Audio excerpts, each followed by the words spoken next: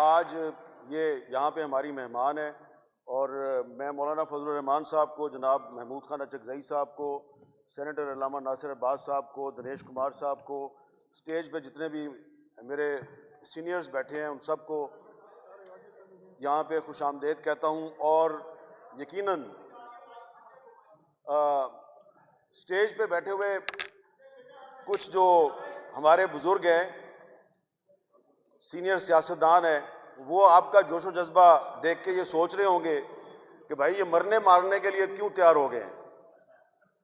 तो यकीनन आपसे कोई चीज़ छुपी हुई नहीं है, लेकिन आपको सिर्फ ये अर्ज करना है कि ये जो कानून आया है, पीका तरमीमी बिल 2025, अगर आपने यकीनन ये कानून पढ़ा होगा, क्यों, लेकिन पार्लियामेंट में तो ये बगैर बहस के मंजूर हो गया, तो पार्लियामेंट में तो बहस नहीं हुई। तो अल्लामा नासिर अब्बास साहब सेनेटर हैं, अगर वो इसको पढ़ें, जनाब अचकज़ई साहब, मौलाना साहब और ख़ास तौर पे मेरा भाई दिनेश कुमार, वो इसको गौर से पढ़ें अगर, तो आपको पता चलेगा कि इस कानून के ज़रिए पाकिस्तान में इनडायरेक्ट नहीं, डायरेक्ट मार्शल लॉ नाफिज कर दिया गया।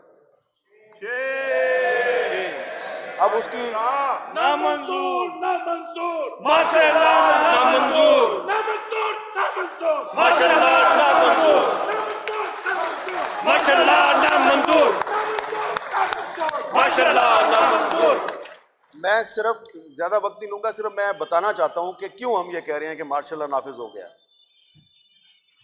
ये जिस किसी के पास भी अपना एक मोबाइल फोन है, वो सोशल मीडिया इस्तेमाल करता है, सिर्फ सहाफ़ी नहीं, आम पाकिस्तानी भी।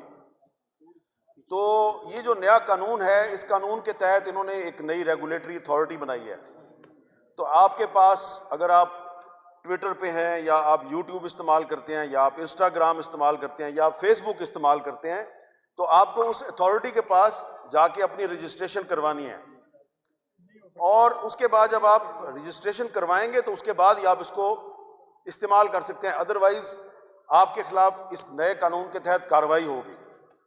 इसमें पहले जो कानून था उसके तहत कंप्लेन यानी कि शिकायत कुनिंदा सिर्फ वो बन सकता था जो डायरेक्टली अफेक्टेड है। मसलन अगर किसी ने मेरे बारे में झूठ बोला है, फेक न्यूज़ फैलाई है, तो मेरे पास ये राइट था कि मैं जो पिछला पीका कानून था उसके तहत मैं FIA के जाके दरख्वास्त दे सकता हूँ। नए कानून के तहत कोई भी कंप्लेनेंट बन सकता है। कोई भी का मतलब आप समझते हैं कि वो कोई भी जो है वो कौन होगा? वही होंगे जो सहाफियों के घरों में घुस के उनको उठा के ले जाते हैं, सियासी कारकुनों को लापता करते हैं। तो ये हैं वो कोई भी।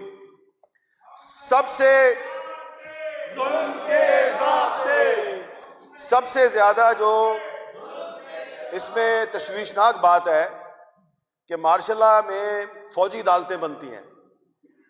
इस कानून के तहत ये खसूसी अदालतें बनाएंगे जिनको इन्होंने ट्रिब्यूनल्स का नाम दिया। उन ट्रिब्यूनल्स में जिन जजों को अपॉइंट किया जाएगा वो जजेस सुपीरियर जुडिशरी के साथ कंसल्टेशन के बगैर अपॉइंट होंगे। यानी कि जो आइन का आर्टिकल 175 है जो कि जजेस की अपॉइंटमेंट का एक तरीकाकार आपको बताता है, उसकी वायलेशन होगी।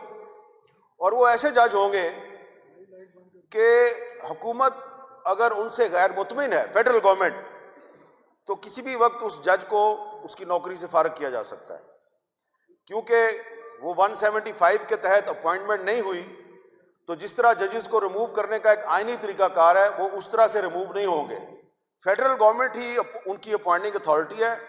और अगर किसी जज साहब ने हुकूमत की मर्जी का फैसला नहीं दिया तो हुकूमत उसको फारिग कर देगी। तो ये कानून जो है ये सिर्फ आम पाकिस्तानियों और सहाफ़ियों के खिलाफ इस्तेमाल नहीं होगा, बल्कि इस कानून के जरिए एक पैरेलल जुडिशरी कायम कर दी गई है, स्पेशल कोर्ट्स जिनको उन्होंने ट्रिब्यूनल्स का नाम दिया है। तो अब इस कानून को मुख्तलिफ हाई कोर्ट्स में भी चैलेंज किया गया है, एक दरख्वास्त सुप्रीम कोर्ट में भी है, लेकिन लगता यह है कि अदालत से शायद हमें इंसाफ ना मिले। तो अगर अदालत से इंसाफ मिलने की हमें उम्मीद बहुत कम है, तो इसलिए फिर हम जो है वो पब्लिक फोरम्स पे जाके इस कानून की मजम्मत कर रहे हैं और हम चाहते हैं कि इस कानून के खिलाफ पार्लियामेंट के अंदर और पार्लियामेंट के बाहर एक मुनज़्ज़म तहरीक चलाई जाए, क्योंकि ये जो कानून है ये न सिर्फ ये कि आईन पाकिस्तान के बहुत से जो आर्टिकल्स हैं उसकी खिलाफ वर्जी है, बल्कि ये पार्लियामेंट की भी तौहीन है, क्योंकि पार्लियामेंट में बगैर बहस के इसको मंजूर किया गया। ये जुडिशरी की भी तौहीन है और सबसे बड़ी बात यह है कि इस कानून के जरिए जो रियासत है उसके कुछ इदारों को ये राइट मिल गया है कि वो किसी भी सहाफ़ी को, इरशाद आरिफ साहब को या ये नईम मुस्तफ़ा साहब हैं जो यहाँ पे आज चीफ इलेक्शन कमिश्नर थे, तो वो जो chief election commissioner of Pakistan में बैठा हुआ है वो तो इतना फेयर एंड फ्री इलेक्शन नहीं करवा सकता जितना नईम मुस्तफ़ा ने करवा दिया। तो ये नईम मुस्तफ़ा साहब जो हैं ये इनको भी इस कानून के तहत सजा दी जा सकती है।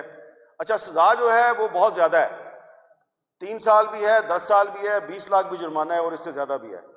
तो ये एक तरह से इसीलिए हम कह रहे हैं कि मार्शल लॉ नाफिज कर दिया गया। इससे क्या होगा कि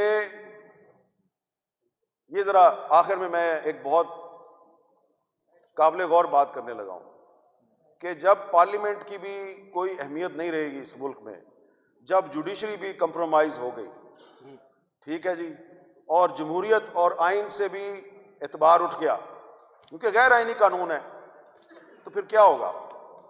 फिर ये होगा कि वो लोग जो आइन को नहीं मानते, जो जमहूरियत पे यकीन नहीं रखते, जिनको आप कहते हैं जी इंतहा पसंद या मिलिटेंट, तो इस कानून ने उनके हाथ मजबूत किए हैं और इस कानून से पाकिस्तान में नफरतें बढ़ेंगी, इस कानून से पाकिस्तान में इंतहा पसंदी बढ़ेगी, जमहूरियत और आइन से लोगों का एतमाद उठेगा और जिस मुआशरे में जमहूरियत और आइन से आम आदमी का एतमाद उड़ जाता है तो आप उस मुआशरे को खाना जंगी की तरफ धकेल देते हैं। तो ये कानून जो है ये पाकिस्तान को खाना जंगी की तरफ धकेल रहा है। बज़ाहिर आप कहते हैं कि हमने तो फेक न्यूज़ के खिलाफ एक कानून बनाया, ये आपने फेक न्यूज़ के खिलाफ कानून नहीं बनाया, ये आपने पाकिस्तान के आज़ाद सहाफ़ियों और अपोजिशन के खिलाफ कानून बनाया है। आपका टारगेट अपोजिशन की एक पार्टी या 2-3 पार्टियां हो सकती हैं, लेकिन इस चक्कर में आपने पूरे पाकिस्तान को टारगेट बना लिया। तो इसलिए ये कानून और Islamic Republic of Pakistan can not को एग्जिस्ट, ये साथ साथ नहीं चल सकते। या तो आपको ये कानून वापस लेना होगा या फिर आपके खिलाफ खुली जंग होगी। बहुत शुक्रिया।